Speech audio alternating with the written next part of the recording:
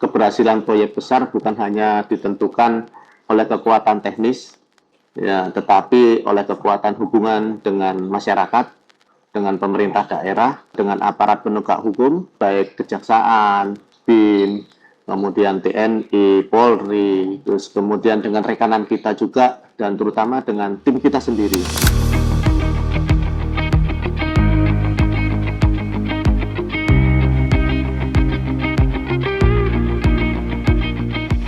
Kalau kita lihat peran WIT KLT ya, cara gambaran secara arsitektur sistem kelistrikan nasional ya, kita ini memegang peran sebagai katalis utama dalam 3 agenda strategis negara ya. Kita berperan sebagai penguatan sistem untuk interkoneksi Kalimantan, terutama untuk Kalimantan Timur, Kalimantan Utara, dan Kalimantan Selatan ya.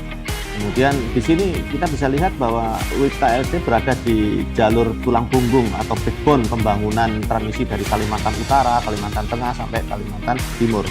Jadi yang untuk mandat utama dalam perspektif nasional itu kita harus menjaga di mana WIT KLT ini pembangunannya selaras dengan agenda transformasi daripada kelistrikan di Indonesia. Kita bisa lihat kita menyelesaikan proyek-proyek transmisi dan GI yang secara tepat waktu. Kita harus laksanakan itu, menjamin keamanan aset dan juga jalur ROW atau right of way untuk jalur-jalur transmisi, kemudian menjadi garda depan untuk transisi energi di Kalimantan. Dan kita harus menjaga fairness artinya BCG dan kepastian terkait dengan pada saat pelaksanaan proses konstruksi tadi. Dan juga yang terutama adalah membangun kepercayaan daripada investor dan pemerintah. Singkatnya, peran WIT KLT dari kacamata Indonesia bahwa WIT KLT ini adalah tulang punggung pembangunan sistem tenaga listrik di Kalimantan, enabler dengan IKN dan motor hilirisasi industri. Artinya posisi yang paling berdampak langsung pada daya saing energi Indonesia di masa depan.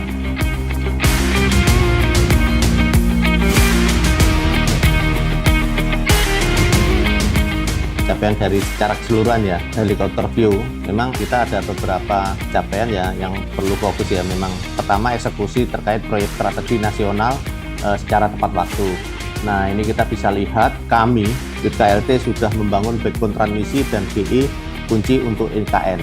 Jadi kawasan industri dan interkoneksi Kalimantan menjadi tonggak utama kita. Kemudian beberapa titik kritis baik untuk pembebasan lahan, perizinan hutan, maupun tantangan kontraktual, ini berhasil kita selesaikan juga dengan koordinasi pastinya antara lintas lembaga, kemudian lintas bidang, dan juga dengan instansi-instansi terkait. Dampaknya adalah kita memperkuat keandalan sistem dan membuka pastinya kapasitas besar untuk industri dan EBT.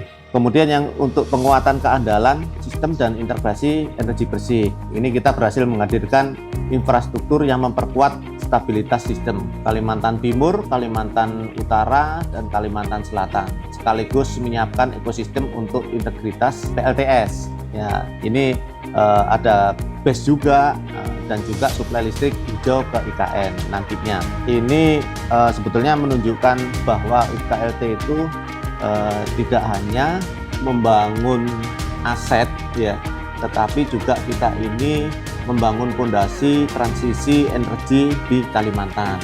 Untuk tata kelola dan culture ini memang kita bisa lihat di 2025 ini merupakan tahun yang menandai peningkatan besar pada fairness kontrak, BCG, kemudian manajemen risiko dan kepatuhan SMAP. Ini yang kita menjadi fokus kita juga. Kita berhasil menjaga integritas baik dari proses awal sampai terakhir, yaitu konstruksi ya, dari perencanaan konstruksi dan juga sampai COD proyek.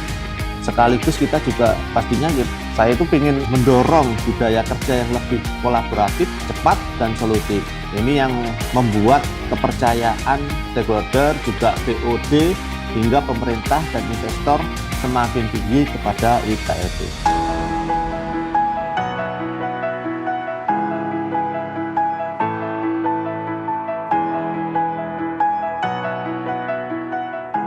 Empat bulan terakhir ya, Agustus, memang kita fokus kemarin untuk menyelesaikan pekerjaan interkoneksi Kaltim Kaltara, yaitu dari Kalisayan Maloy, kemudian redep tali sayan, terus redep selor dan selor bidang palis. Itu yang harus kita selesaikan. Kemudian ada GI Tempadung dan GI Batu Licin, karena memang GI Batu Licin juga menghubungkan ke KTT. Intinya saya sebetulnya menata kembali prioritas dan memastikan semua strategis berada di jalur percepatan. Bukan hanya mengejar penyelesaian fisik, tetapi kami menjaga agar seluruh infrastruktur ini siap beroperasi secara andal dan juga memberikan daya dorong bagi pertumbuhan kelistrikan di Kalimantan. Atau saya sampaikan tadi adalah interkoneksi untuk Kalimantan Timur dan Kalimantan Utara. Pastinya kami juga berhasil ya mencapai 100% itu untuk pembebasan lahan dan perizinan, dan juga pastinya untuk pekerjaan-pekerjaan yang COD juga itu bukan hanya soal angka ya. Kami melaksanakan ini mencapai target kami, tetapi juga wujud dari komunikasi yang jujur, kemudian negosiasi yang humanis dari teman-teman ya. Kehadiran WIP-KLT ini juga menghormati masyarakat. Artinya ini yang membuat banyak titik yang mungkin sulit, yang sebelumnya diprediksi tidak bisa kita laksanakan pembebasan lahan dan perizinannya juga ini dapat kita selesaikan dengan baik. Jadi selain kami ini membangun proyek jaringan Gardu Induk, kami juga menjalankan program tanggung jawab sosial dan lingkungan. Kalau bagi kami, TJSL ini merupakan bagian dari integral dan strategi dari WIP-KLT. Jadi merupakan strategi besar kami. Ini memperkuat penerimaan sosial masyarakat, kemudian mempercepat proyek juga pastinya. Kalau masyarakat sudah bisa menerima suatu proyek, pastinya akan mempercepat pelaksanaan proyek itu. Dan juga yang terpenting, kita membangun hubungan jangka panjang yang sehat antara PLN dengan masyarakat sebagai pemilik rumah besar daripada Kalimantan.